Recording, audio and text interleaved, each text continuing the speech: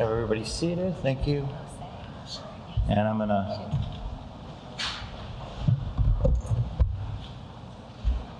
start us off here.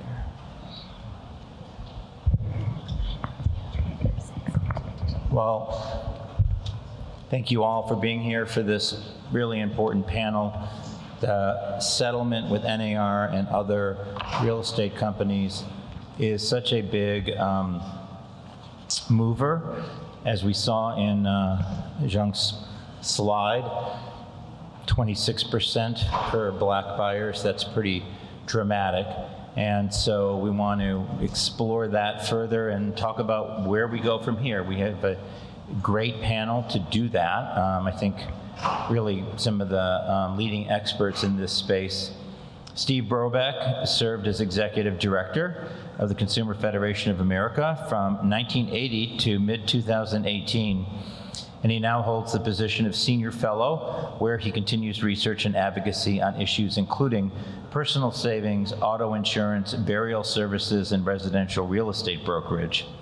He's also published research on social change, including the first annotated bibliography of the consumer movement, the modern consumer movement, references and resources, and has edited 2 encyclopedias of the consumer movement, the Encyclopedia of the Consumer Movement, and Watchdogs and Whistleblowers, a reference guide to consumer activism. So if you're looking for summer reading, I'm going to put in a plug. Sara Rodriguez has over 20 years of experience in Virginia real estate title industry. She is a sought-after speaker and educator in Washington, D.C., in the Washington, D.C. metro area, and her practice specializes in all matters related to residential and commercial real estate transactions. She is the recipient of the Housing Wire Women of Influence Award for 2019 and 2019 and 2020. And she is a member of the Virginia and District of Columbia Bar Associations and has practiced immigration law, family law, and real estate law. And Mosi Gatling, also a sought-after speaker, is the Senior Vice President of Strategic Growth and Expansion at New American Funding. She's a highly experienced loan officer, including positions at Loan Depot, Guild Mortgage, Home Community Mortgage, MetLife, and Bank of America. And in 2023, she was recognized as a woman of influence by Housing Wire magazine that year, and she ranked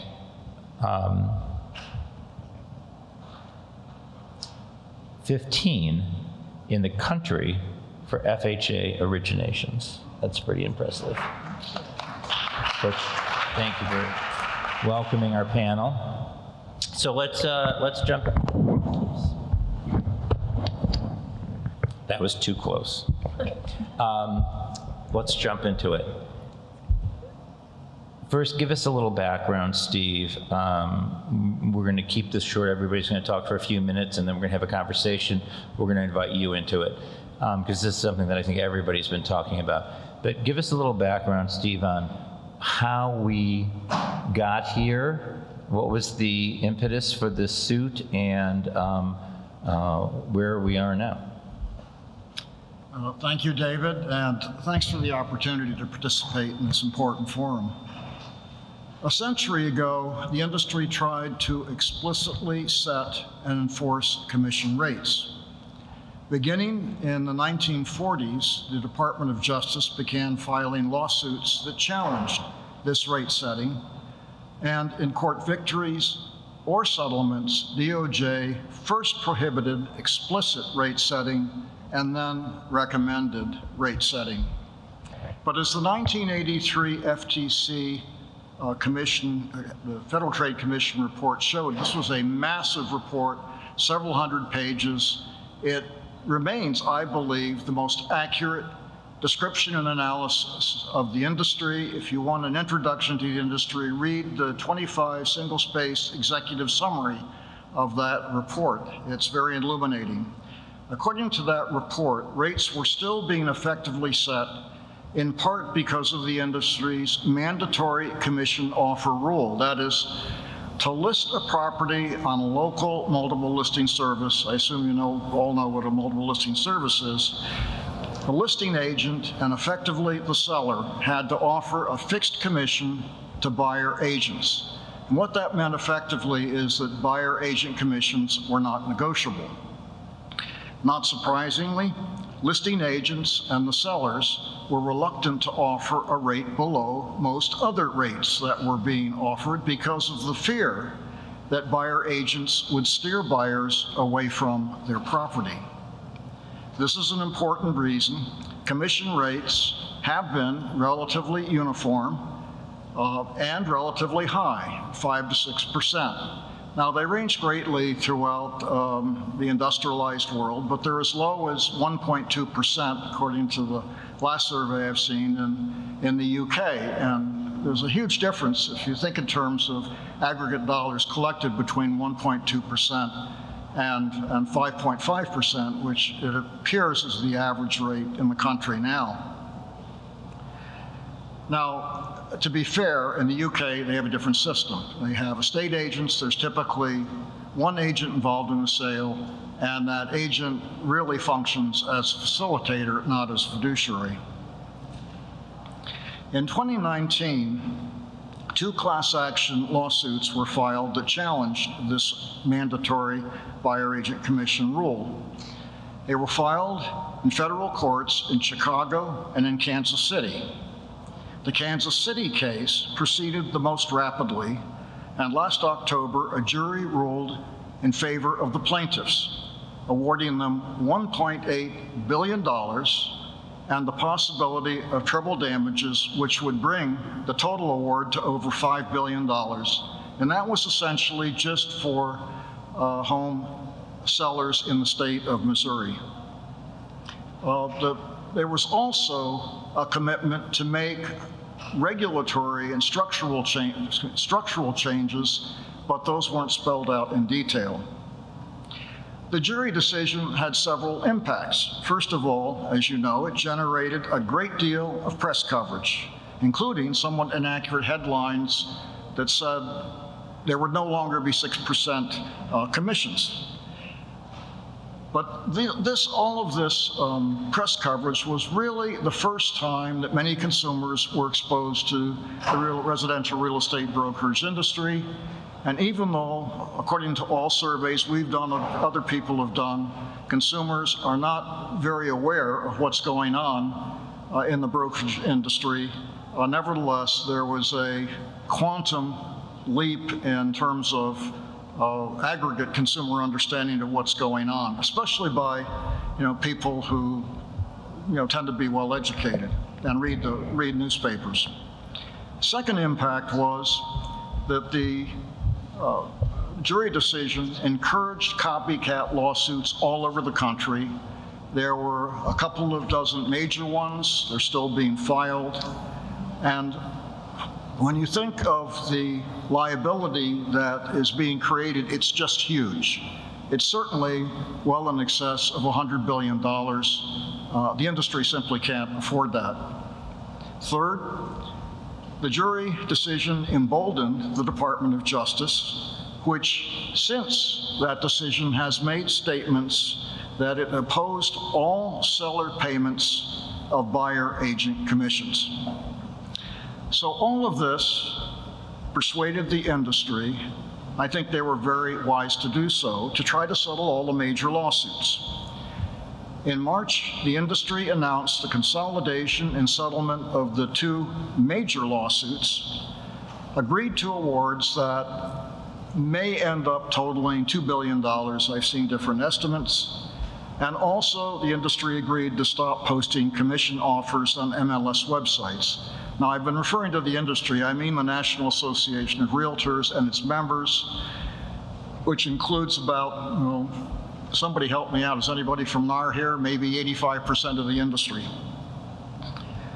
But much remains to be determined. First, will DOJ accept the settlement? As I indicated, they've given every indication that they will not. Second, can multiple listing services include the commission offers any place in their listings? They said they would drop they dropped the listing, the explicit listing of the offer, but some large MLSs plan to include those offers as concessions. Now, you know, concessions can be anything from we'll fix the fence to the plumbing, but they're proposing to put a dollar figure or maybe just a willingness to, on the part of the seller, to provide some compensation to the buyer agent commission. So that's a question. And then a third issue is, will sellers decide not to offer commissions? Now, especially in a buyer's market, I think you might see some sellers say, no, you know, I'm just not going to do that. I think I can sell the house without having to pay not only my own agent, but also the buyer's agent.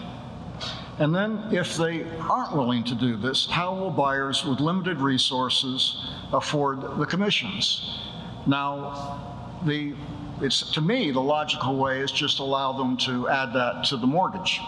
But there are federal regulations, GSE and FHA regulations that limit the concessions and the ability of buyers to include the buyer agent commissions in their mortgages. So will buyers be able to afford buyer agent commissions if they can't finance them? Well, I think that's the subject of our discussion. That's exactly right. And I can't think of anybody better to kick us off than Mosi, because you've been already dealing with this on the ground. Yes. The proposed settlement, y'all are stressing me out. That's what I have to say about it. Y'all are just stressing me out. I feel like I'm a little bit of an OG at this, David. About 4 years ago, I started partnering with a home builder that's in my market. I'm in Las Vegas, and they offer a great product. It's about $160,000 less than our median sales price. They help with closing costs to all buyers. They do all these great things. However, they do not co-op with agents. So what had to happen in my business was I had to be able to engage with real estate agents that would bring buyers in and maybe coach them through or talk about a buyer brokerage agreement, or how we affectionately refer to it, a BBA, and to be able to get that negotiated and to talk to their client about it in order to simply not sell the home, you know? Because I guess where in America do you ask someone to work, give them an option to work for pay or for not getting paid at all? But that's what this kind of boils down to. So I started having to do this about 4 years ago and talking agents through the fact that they can negotiate an agreement, they can still get paid, the homeowner saves money, it's a great option for them, whatever the package the builder happened to be giving. Fast forward to now that some of these things are coming to fruition, it's affecting my market at large. There are additional national home builders. I feel this is a good sampling for people to kind of consider, because things tend to move from coast to coast.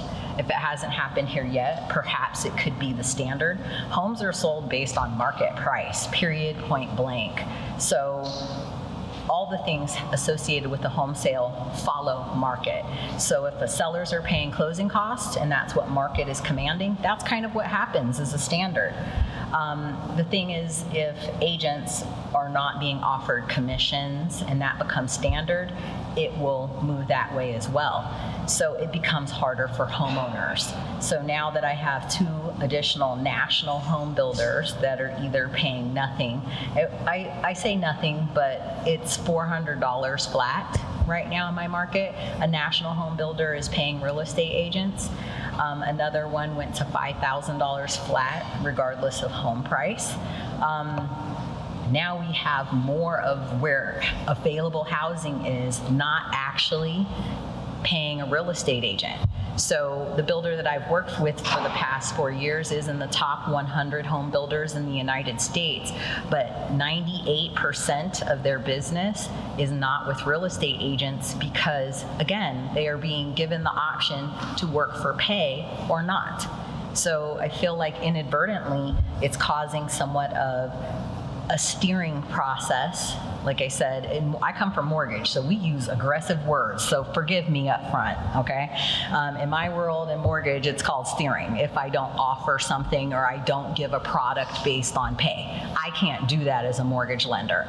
But the system is being set up to where agents are being forced to make that choice. They're going to show homes where they get paid, right? Just who wouldn't? Pretty much. Yeah, who wouldn't? So if I qualify a buyer right now, that immediate impact on my business is how do I quantify to a homeowner that you can qualify for a home loan as long as you don't have to come out of pocket now to pay your real estate agent. There is no form for that. The mortgage industry hasn't been set to change by this proposed date in August, so it's definitely going to affect the mortgage industry probably more than we're all wanting to own up to right now. And it's also caused home buyers of mine that I have dealt with to be declined because of the financials. And sometimes when it comes to buyer brokerage agreements with real estate agents, it's not necessarily part of a home builder's purchase contract or a resale purchase contract. The documents were never set up to describe pay to me as a loan officer. So when someone's qualified, they go into contract, they are happy, they think they're gonna get this home, and I find out by way of typically the title company, who you're going to hear from next, I find out what those economics look like on the pay, and all of a sudden I find out the person doesn't qualify. Now, this person has lost the dream of home ownership, and it's very, very hard to get them mentally back in the game when they're discouraged to that degree. So the homeowners that were declined were definitely diverse buyers, Black and Hispanic. 6 months ago, 7 months ago, they had to pay 3% co-op, I think was their buyer brokerage agreement, to their real estate agent. The agreements varied in length from 60 days to 12 months, meaning that person would legally have to pay this agent regardless of what home they purchased, that amount of money. If the seller doesn't pay it, the homeowner is then obligated. So it ties my hands as a mortgage professional, especially when I find out at the end of the process that this is a cost. There's no way for me to quantify that up front.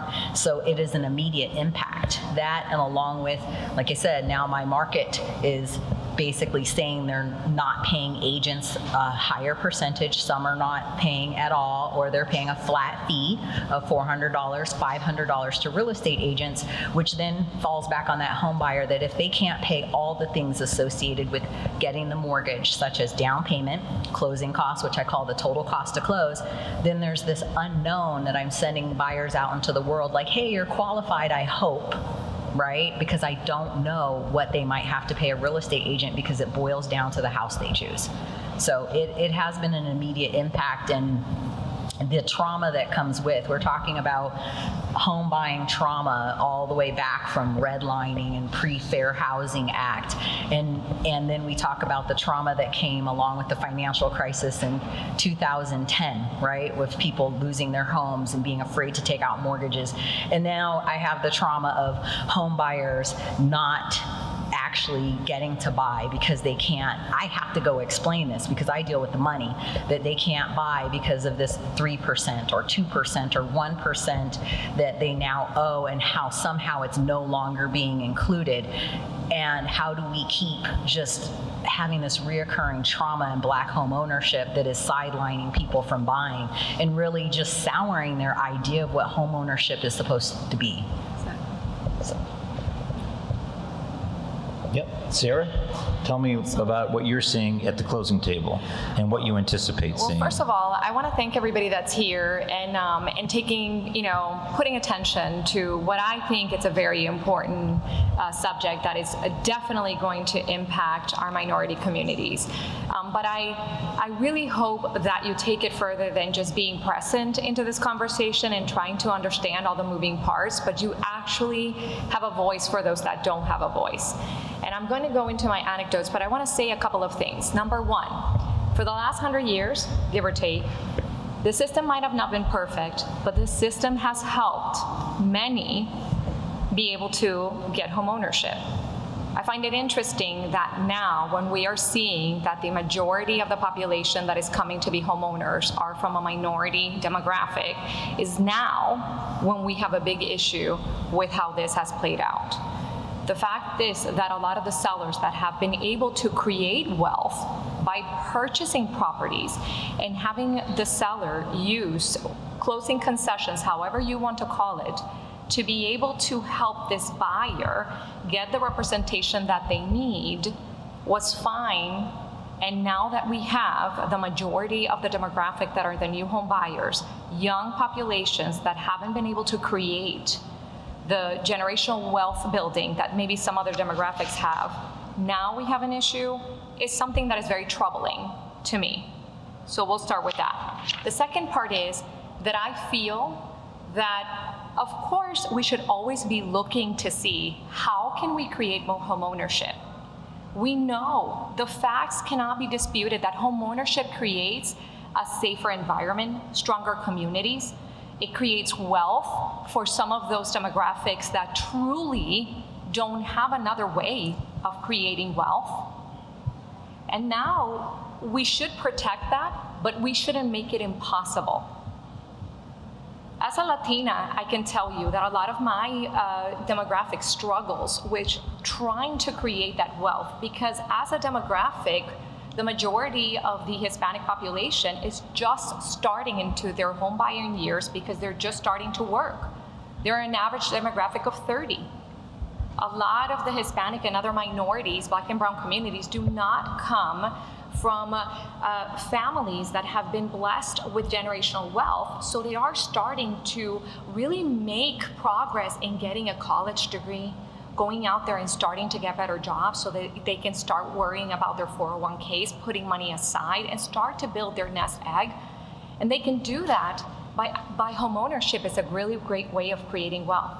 In fact, we've done studies at NAHREP where the average Latino renter has an average net worth of $6,000 versus the average Latino homeowner has a net worth about $190,000.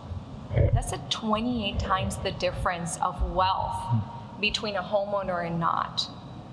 So now that we have Black and brown communities that are finally in a position where we can start supporting them and start, lowering that wage gap and allowing them to become homeowners, which is the American dream, guys.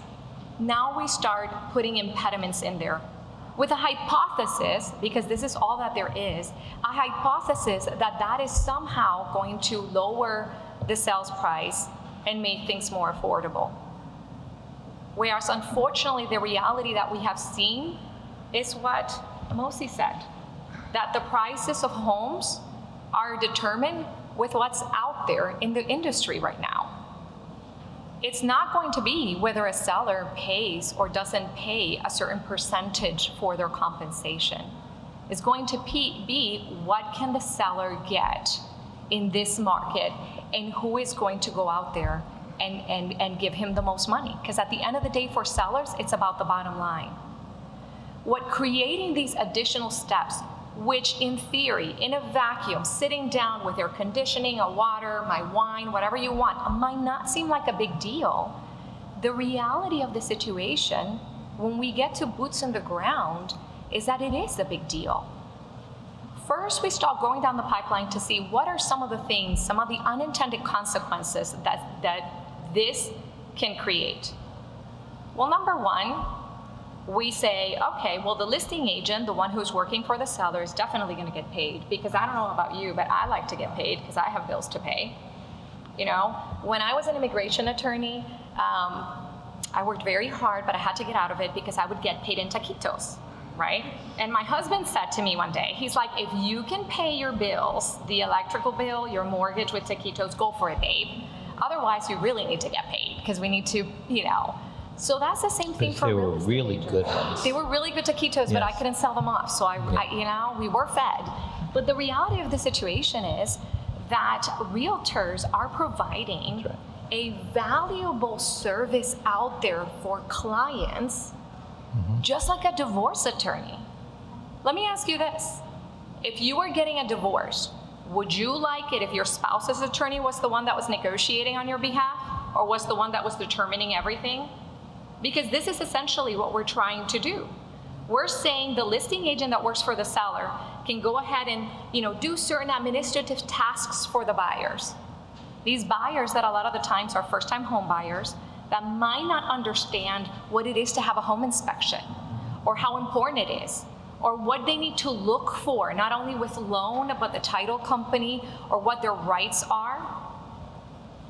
These agents are also there to be, to not only help them with the buying process, but also alert them as to certain products that are out there. Okay.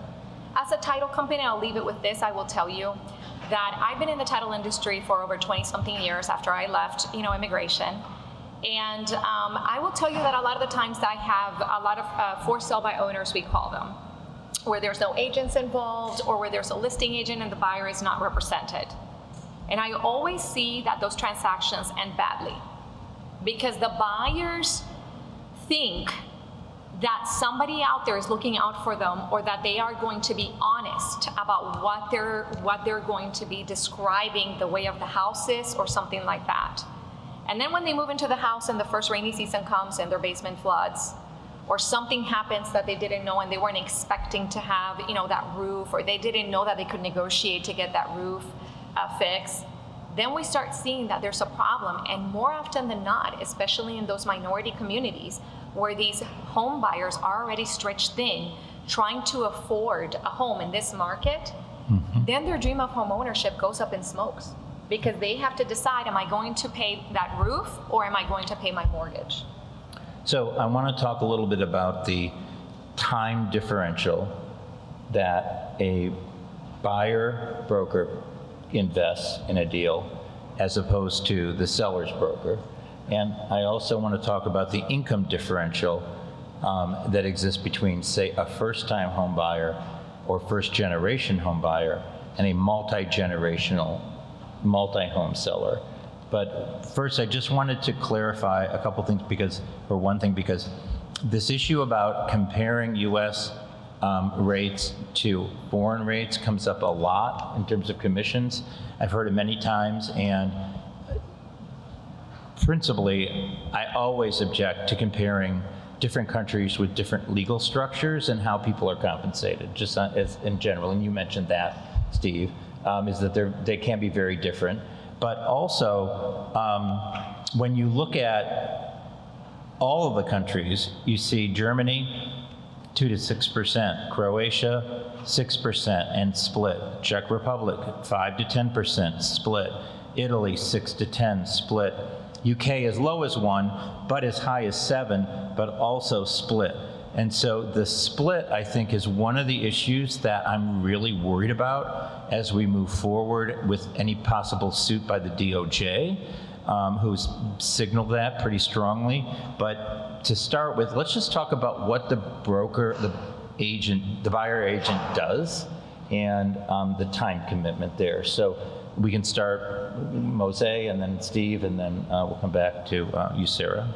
The buyer's agent in this situation is really the glue to the transaction. Let's call them the glue. They are taking buyers around. They're a little bit more than an Uber, let's call it. They're taking buyers around to look at homes, but they're also helping get people financially ready. They pair them with all the resources that they need. They're the ones that often pair them with a lender or directly to a housing counseling agency to get what they need as far as resources for home readiness. The seller doesn't do that. Like sellers, people that largely are listing agents will have to go learn that skill, because I think you'll find when you look at real estate agents that there's a big divide in who tend to carry most of the listings versus who tend to represent buyers.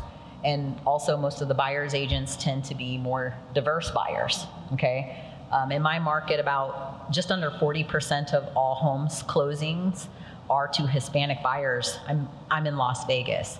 So when we talk about that, it is going to be Hispanic representation in a lot of the cases for those very buyers in the community, and not necessarily the listing agents, just because of how those numbers play out.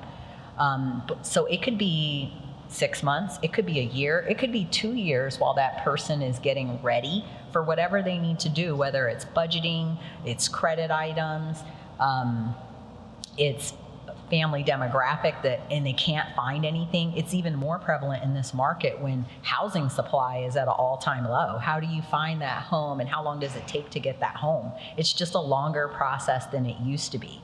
Writing multiple contracts, Multiple doing contracts CMAs and for all offers. these contracts, Yes. looking for grants. I mean, it's a lot of work. It's a lot right now to help a home buyer, especially in this market, find something that's a good fit. And Steve, I mean, Consumer Federation of America has been fighting for consumers forever. I'm a member, I'm an avid fan, but what we're talking about here is which consumers? Low-income consumers, high-income? How was that factored into some of the scholarship on this? I think the challenge is a little bit different than as it's been described. And I would agree that buyer agents face some huge challenges. I don't think that the concern about buyer agents getting paid is quite as significant as is being made out, and here's why. I mean, first of all, you do have grants, which Mosi has been using very, very effectively, and more agents, I think, if they were educated about those opportunities, would be able to take advantage of them. I think quite a few agents just don't understand those grants. Also, the FHA does allow a 6% concession. I'd assume that was taken up with the traditional closing costs. So I talked to a leader of one of the larger multiple listing services. He pulled out this data that suggested that quite a few homeowners taking out FHA mortgages are not fully using that 6%. But the most important factor is that most of the industry is determined to press sellers to make available funds to cover this commission in some of the same ways they do today. That is, when listing agent will say, look, we have to offer the buyer agent a commission or at least part of a commission, or there's the risk that the house won't be sold. I mean, that gets back to the steering issue, which is really at the center of a lot of the litigation. And I'm convinced that the listing agents will be able to persuade a large majority of the sellers to offer the buyer agent commissions. And then what happens today and what will happen in the future is that the listing agents will say to the buyer, look, we'll just add that to the sale price. And in fact, there's broad consensus within the industry that the buyer agent commissions are baked into the sale price. The problem is they're implicit, they're not explicit, so they can't be negotiated. But is anybody gonna say, I realize now my seller agent is not gonna have to share his fee or her fee, so I'm gonna cut my price 3%? They don't. And then you're going to be seeing... That is going to get worked out by the GSEs and FHA eventually. It will take time, but let me just finish. Now, if all that fails, the industry is going to do what they did on VA mortgages. VA mortgages could not include buyer agent commissions. The industry went to the federal government. The federal government responded. And now, at least for the foreseeable future, you can include the buyer agent commissions in the VA mortgages. We started calling 6 years ago for the federal government to allow the buyer agent commissions to be included in the mortgages explicitly, not implicitly as they are today. And I believe if this ends up as a real crisis, both the real estate industry and the mortgage industry will go to the federal government and they will get that relief. That relief can be very easy. Simply take the FHA concession at 6% and increase it to 8%. Nobody should be paying 3% to an agent, or very few people should. Every prediction I've seen suggests that the commissions are going to come down somewhat to 2%. When I talk to the people in the industry, that's what they're talking about, 2%, from 6% to 2%, and then they can be financed. So Steve, Sara? let me ask you a couple of questions. So number one, I don't think GSA sets home prices. That's usually, again, done by sellers and the market. Number two, what about financing and appraisals? Because as far as I know, when a lender goes and does an appraisal, they're going to look at the value of the property, not the value of the property plus the commission. So again, We have a lot of hypotheses, but the risk that we are already seeing for our minority home buyers is real. So it's not one of these things that maybe it'll shake out in a few years. It's the fact that we are doing something right now without thinking about these consequences that are severely impacting the minority demographics. Mosi, correct me if I'm with wrong. VA loans, they just did a temporary, so right in VA guidelines forever and ever, what it said was a realtor cannot be paid a commission outside of the seller paying it. That has been the rule forever. So the temporary injunction, and it's temporary injunction, it is literally a Band-Aid fix that they announced to now allow a VA home buyer to pay the commission outright, just like in the circumstances I was. It is not allowed to be financed. Commissions cannot be financed in any type of mortgage loan that's in existence right now. So it's just the infrastructure doesn't exist this is happening very rapidly, and there are no solutions. There are just, people are kicking the can down the street.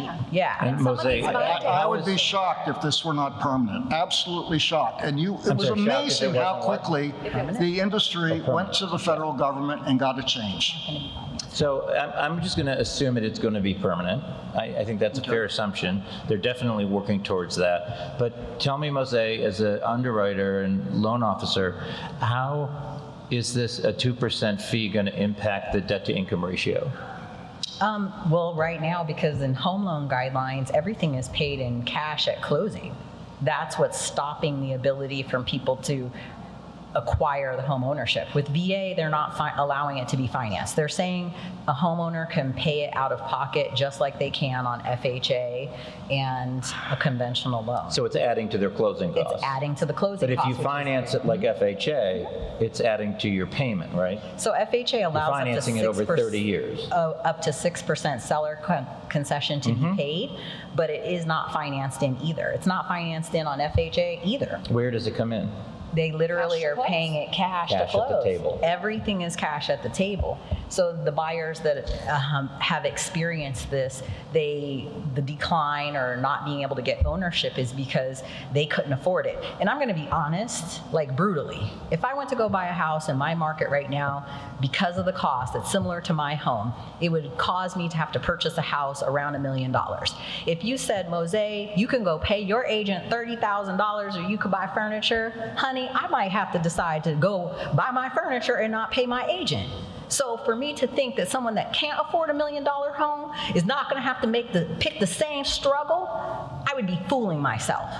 But can I make a that's comment? crazy. Not only that, when I was able to buy my first home with my husband, we were only able to do it because we were VA, and it was 100%. I bought my first home with $500. That allowed me to create equity. I was in law school. I had enough student debt. There was no way, that I was making, I was struggling, right? We came from nothing. And I was able to buy my first home and start my journey into wealth building because I was able to buy. My agent, who was the one that showed me, hey, you should do VA, your husband's military, hey, you should do this, and that, and ask for these concessions and do that. That allowed me to be able to become a homeowner, start creating my wealth, get a down payment from that house to be able to start upgrading and be able to do something. Number two, let's say it's not finance. So let's say now that we are going to be debating or negotiating with the seller to get more closing cost contributions so that we can have our representation, a buyer representation done. That's something else that the buyer is going to have to negotiate.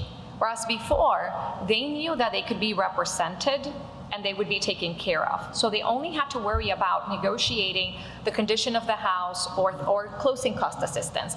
When we're putting more things on the table for these buyers who are already at a disadvantage, I mean, if we want to really talk about what's the real problem here in America, it's affordability, it's inventory. That's the thing that we really should be talking about, not whether the seller can pay a commission like they've been doing for the last 100 years. It's about how can we make more affordable housing for people to be able to afford a house and get out of renting, right? But Steve, Sarah, go ahead. I wanna hear. isn't that, Sarah, the function of the buyer agent to represent? I mean, buyers don't really understand anything about this process. They rely on a buyer agent. And I didn't get to the real challenge that the buyer agents are going to be facing, but look, we're looking at a gap of $75–80 billion in annual commissions between UK and US at the same, if you had the same basic sales. Now, nobody thinks that we're going to end up like the UK. I'm not arguing for that. What I have suggested for a number of years is that the rates are going to come down from 5 to 6% to 3 to 4%. That represents every year a $20 to $30 billion savings. Now, can a marketplace function like this in the United States? Yes, actually, New York City. We did a major study on New York City. Throughout New York, except ironically, the most expensive areas, Manhattan and the higher income parts of Britain, the rates are already 3 to 4%. And there are complicated reasons for this, but some of the same reasons will obtain when the settlement actually goes into effect. Now, the challenge that the agents are going to face is this. We haven't talked at all about the other big part of the settlement, and that is, and this was really at the initiative of the industry, and that is mandatory buyer contracts. In the future, realtors will not be able to get paid unless they have the buyer's signature on a contract. Surprisingly, until recently, fewer than half of all buyers ever signed a contract, and the contracts often didn't disclose the terms of the compensation, and they were typically signed fairly late in the sale process. Now they're going to have to be signed before the first offer. And some of these contracts are extremely complicated, and a large percentage of buyer agents, or just agents, because most agents both sell and list, are not going to be able to deal with this. And they're going to have trouble persuading buyers to sign the contracts, which very clearly will say, look, if we can't get the funds from the seller, you're going to be obligated to pay the commission. That's the big, that's the big crisis, I think, that's going to occur.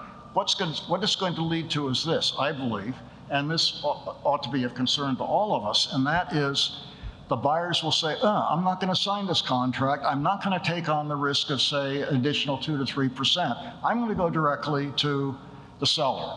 And in New York City, that's what's happening in about 40 to 45% of the cases outside of Manhattan and Williamsburg, parts of higher income parts of Brooklyn.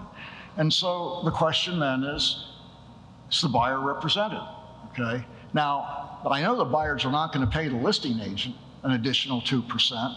They'll end up as customers, and if they don't have the assistance of an attorney or a nonprofit housing counselor, CFA is very big on nonprofit housing counselors, they will have trouble getting a good deal with the listing agent, even if they're not paying a high commission. And the importance of housing counselors, especially for first-time home buyers, cannot be understated at all.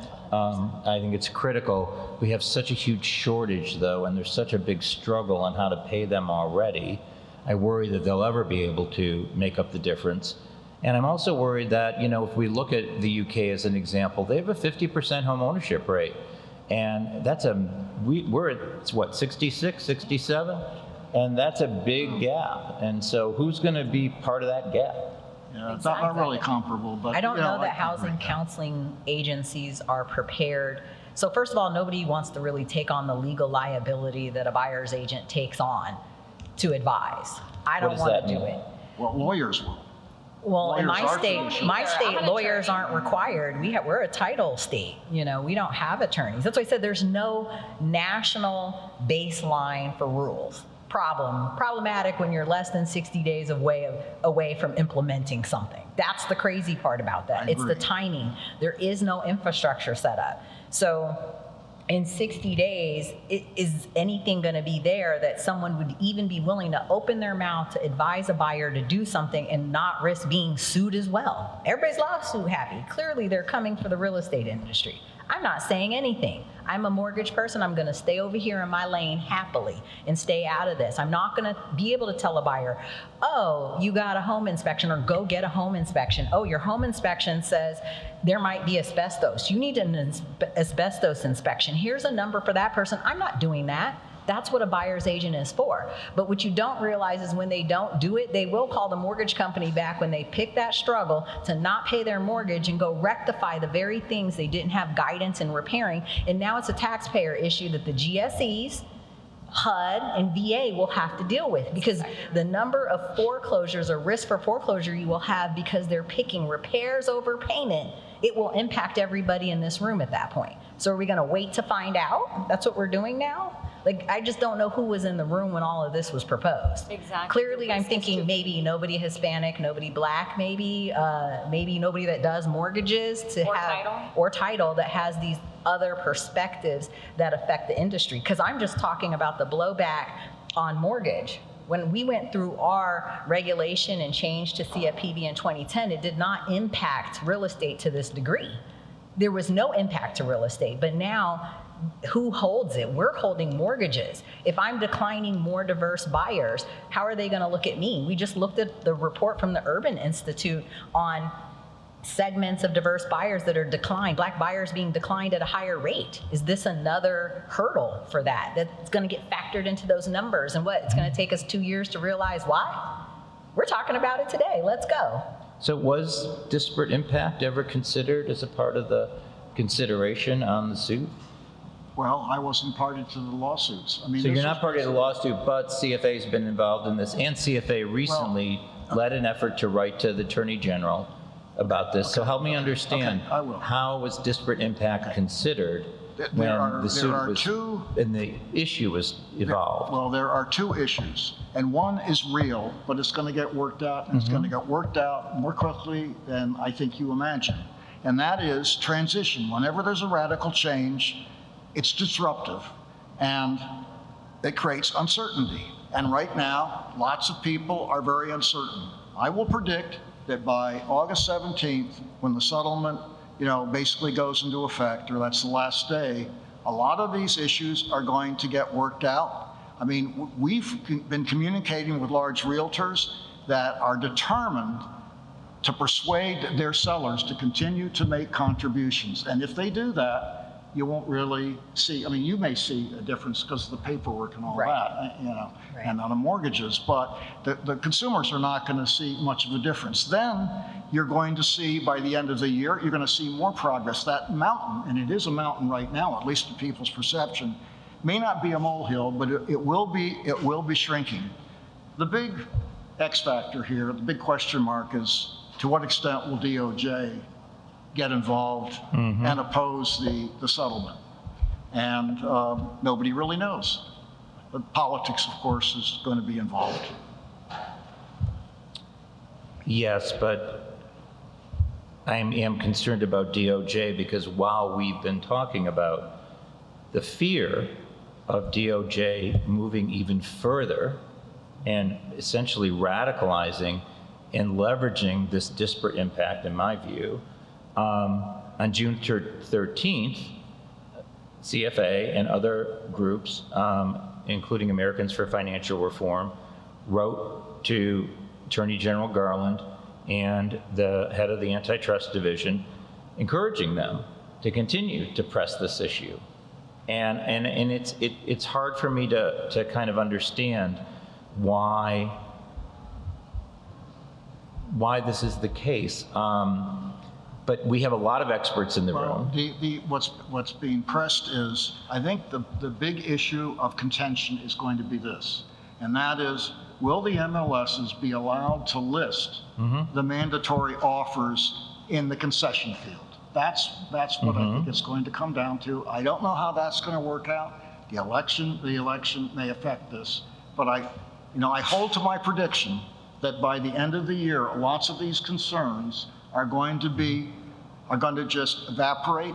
People are working very hard in the mortgage industry and the real estate industry, and as you can see, the VA had to work pretty hard in a very short period of time to make adjustments. Now, but what's at stake is not just tens of millions of dollars. We're predicting a decline by $20 to $30 billion a year. That's not pocket change. But here's the other thing about the system. There's no relationship between the payment of a commission and the quality of the service you agreed. Every agent gets the same thing, basically. If they're in a 2.5% area, they get 2.5%. They may be incompetent. The industry sponsored a huge study on the industry that involved interviewing 7,000 to 8,000 members of the industry. And one of the major findings was there are a large number of incompetent and some dishonest agents, and the honest agents, and there are hundreds of thousands of them, complain bloody murder all the time, not just on Quora and Reddit, but they complain to me about that. That is a huge issue. If that issue were addressed, I can tell you so many other problems would just evaporate. You would have a lot more business. I distinguish between the professionals. I've talked to hundreds of members of the industry over the decades, and 95% of those I consider to be professionals. But then there are the salespeople who just are in it to sell property and make a buck. And unfortunately, with almost 2 million agents, there are a large number of salespeople. What the industry needs to do is to move away from an emphasis on just salesmanship to professional service. I think we see that in a lot of industries, and I can't really speak to these numbers. I've always hired an agent based on word of mouth, and that comes with a recommendation. But we have a lot of experts here. Let's open it up. Does anybody have a question? Want to get into this? I see, yes, right in the middle here, and then we'll come over here. And please introduce yourself. Yes, my name is John Wong, a realtor for over 40 years and the founder of the Asian Real Estate Association of America. All the comments that were made all have some level of merit.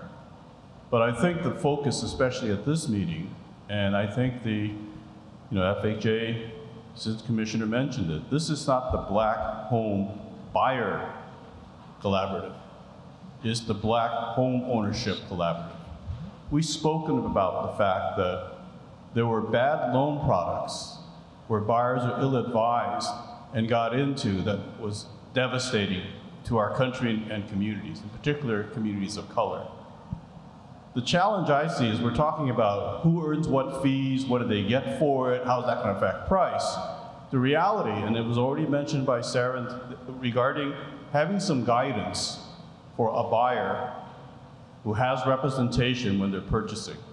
There was a time when you had agents who had listings and everybody who represented the buyer, whether they were in the same company or another company, were considered sub-agents of that listing agent. We have the peril of first-time, first-generation home buyers falling into that situation. And what you lose there is the fiduciary responsibility to guide them. Because if you are truly, and there are many agency laws that didn't exist before that now exist in states, if you are a sub-agent, I have to tell you, you ain't got no representation. You're on your own. And if you choose to go to an attorney, well, attorneys, I'll tell you what, I'll do it for $1.50. I don't think so. Because the reason an attorney will charge a significant amount is the same reason that agents who represent buyers and sellers earn the fees they charge. It's not because just the duties and professionalism. It's the fact that something goes wrong, there's an E&O policy to back up punishing that bad professional from doing something wrong. I do a lot of expert witness work, and as a realtor, I'm not advising all the clients to go out and immediately sue the person who represents them. But the reality is that is a fallback position. I agree that counseling agencies can give great advice. They currently work with agents on both sides of the transaction to help a buyer understand. But I don't know of a single counseling agency that can respond to breach of duty lawsuits that the real estate industry encounters. So I think that the big concern I see is that if I have a house, I'm not a first-time home buyer. I sell a home, I have some equity to pay the agent I want to represent me. If I'm a first-time home buyer, my family has, and we've seen examples that is not uncommon, that the parents or the uncles or the grandparents assist with that process of the purchase.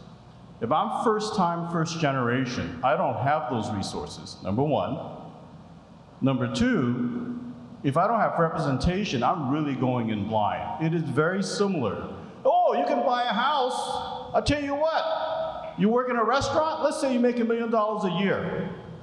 We're going back to that kind of potential process, and I see that this as potentially being as devastating as redlining, because it's going to all of a sudden be a roadblock for entire communities. We've already seen the devastation for the African American community, the black community.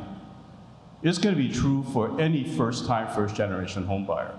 And the reality that we'll work this out, I can see it in San Francisco where I work. When you have a market like this where there's not enough supply, you don't even need 15 offers, you have 5 offers. 3 of the offers, the buyer says, I'll pay my representation, and 2 do not. Which offers are likely to be considered? Exactly. We see that right now. As a real estate agent, it's insane to write an offer with no loan contingency, no inspection contingencies. But you're seeing that, and you're seeing that sellers will select those. So I think the process will work out. I'm just afraid that whatever the process works out is going to be a tremendous roadblock to first-time, first-generation home buyers, of which communities of color are indexed very, very high. And regarding the VA process, I've followed it pretty closely. I've seen that VA says, oh yeah, Mr. Buyer, you can pay the commission now before you were prohibited. I didn't see anywhere that could be packed onto the financing piece. It's and not. that's my not. concern. Because that, all of a sudden, how does that affect appraisals? All of a sudden, if you're a person of color and you have to have something in the pricing and stuff like that, how do you separate that from an appraisal? Is that, in fact, another potential form of appraisal bias? And I've spoken a little bit long, but thank you so much for the time. Thank you, John. Other questions? Yes. How you doing? Questions or comments? Robert K. Lennar Mortgage. I don't know in other parts of the country, but I'm from Florida. And commissions have never been, they've always been negotiable. I know that the MLS says, hey, look, 6%, 3% of the buyer, 3% of the seller. At the end of the day, that contract is null and void when you sign the sales contract. And in the sales contract, it stipulates X amount to the buyer, X amount to the seller agent. And that seller's agreeing to that. And it's not always 6%. Sometimes it might be 2 and 2, some might be 2.5 and 2.5. That's always been negotiable, so I don't understand this part about the whole, no, we should get 2%. First of all, you're trying to dictate what someone earns, which is not the American way. Exactly. But, and I understand that you want to protect the consumer. And the easiest way to protect the consumer is to have educated people guide them. I know that there's a few bad apples, but there's a few bad apples in everything. And I don't think everybody else should be paying the price for that. It's just my 2 cents. So I think you make a good point. Sorry, one quick second. I think you make a great point, because what I see in the market is sometimes a buyer will talk to their buyer's agent and negotiate with the buyer's agent and say, okay, you're getting this amount of compensation. I want to, if I'm buying and selling, will you provide me part of that as a credit so that I don't have to ask the seller for a credit, so then I can get the house and be more competitive? So in essence, I've seen it be, definitely negotiable depending on what market you're in. And I see it as a way of allowing these buyers more opportunities to play around to be more competitive without having to ask the seller for one more thing. There 8 states do not permit rebates, and that's opposed, that supported those anti-rebate statutes by those states. We also know that very few consumers, buyers, ever get a rebate. Only a minority ever ask for a rebate, and most of them are denied according to the research, they're not asking for which a is rebate. not definitive. But let me just respond to your first point about they're not being able to be negotiated. We did a report. I mean, we've been hearing this. I talk to National Association of Realtors all the time, and what we hear is that, look, they're negotiable, they're negotiable. So I did a study. We called 200 listing agents across 20 cities, and we played the role of a potential seller. And we had conversations with those agents. They thought that we were, legitimately interested in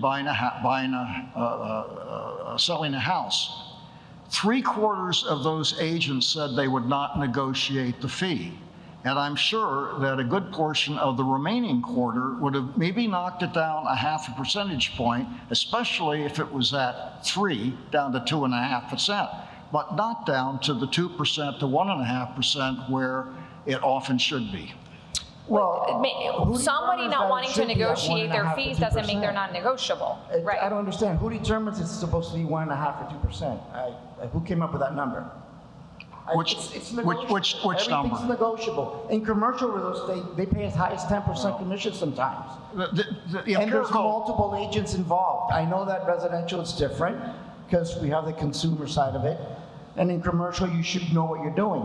But it doesn't, that's like price fixing, basically.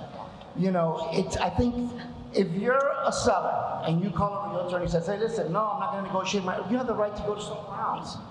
Or say, you know what, okay, I'm gonna take your 6%, but if I get full price. But if, let's say, somebody makes an offer on the house, right now it's a buyer's market, so they're probably gonna get more than what they're asking anyways, so they don't mind paying the commission, because they agreed to it in the first place. So I don't understand the part where, and on top of that, when you sign a contract, like we use standard Florida bar contract in the state of Florida, and that contract has stipulations as to what the commissions are. And the seller is agreeing to pay 3% on the buyer side, 3% on the seller side, or 2.5%, or whatever it's negotiated to. So that's just my 2 cents. All the evidence that we have, I keep asking the industry, show us the numbers, but they never show us the numbers about what the commissions actually are. You're right, they're offered rates. The reason everybody's so concerned, and the industry has commissioned studies that show how uniform the offered rates are. This is not, we've done research on 35 cities using MLS data that also show the uniformity. Reddit has done, the fact is the rates are very uniform. Why are they uniform? Because there isn't price competition. And there are lots of reasons for that, okay? We think that the settlement is going to open the door to a little more price competition. We're not going to end up like the UK, 1% and 2%. We're going to end up, hopefully, 3 to 4%. You know what? The really good agents and brokers are not going to have to drop their commissions at all. We're going to see a greater variation of the commissions depending on the experience, the confidence, and how much effort the agent puts into that sale. What's very unfair right now in terms of the agents are the buyer agents who show dozens of houses potentially over a year. There's no sale, they're not compensated. That's unfair. There ought to be some compensation for that. The compensation system today, in so many ways, doesn't make a lot of sense. And I think we can evolve to a fairer system that's fair to the agents and the brokers, as well as to consumers. So that's great, and I could do this all day, and some of you actually do it all day. But let me ask Mosi and Sara and Steve just have a quick last word. And Steve, since you're outnumbered, do you want to go first or last? I just say, try to calm down. I know it's hard. Things are going to get better. They're smart people who are very determined to work out these problems. We're not going to end up with a perfect system. I told a very important industry leader the other day, we're never going to have a 100% price competitive marketplace. If we go from 10% to 50%, I'll be a happy camper and shut up about commissions. but it's going to get better. Look, did you hear my exhale? Yeah, I hope it gets better sooner. I think the timelines are ridiculous. I don't think that the industry can figure it out in a couple of months. I would hope maybe by the end of the year, but I hope that they maybe include other parties that are affected by it.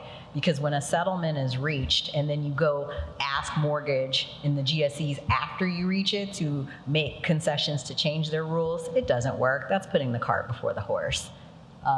So I hope it does work out for the sake of home buyers and the people that cannot pay for representation to be fairly and adequately represented, aren't penalized and lose out. It's very hard to get a Black home buyer re-engaged after so many hurdles to even get to that point to find out that they can't qualify because it's a miss of 1 to 3%. I would Sara? say a few things. Number one, if whoever's making these decisions is truly doing it in a way where they want to represent all consumers and not just some consumers, then make sure that everybody is at the table, that everybody point of view, because where I came from, what my finances are, my background, my demographic is not being represented. That's number one. Number two, economists said that if the interest rates more than doubled, there would be a housing crisis. The interest rates more than doubled, and the rates, are super high, and it's still really hard to get a house, and it's still competitive, and the prices haven't gone down.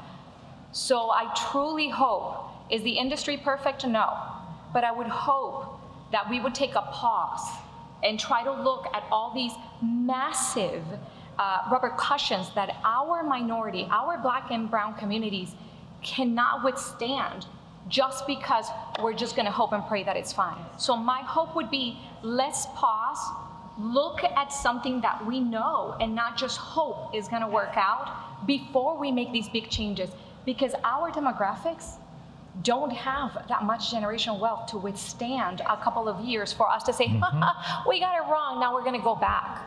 We're going to lose a lot of people on being able to actually thrive and survive in this market. So let's bring people of color into this decision, to bring part of our conversations into this, so that we don't make a decision that is going to really devastate our Black and brown communities. That's all I ask.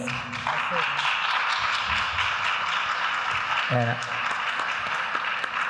I would let that be the last word, except I'm me, and I'm also moderator. So I'll take the last word just to say, 6 months. I'm all for competition. But, I was with my girls on Sunday night for Father's Day, and my Father's Day gift was a pair of tennis shoes called the Roger.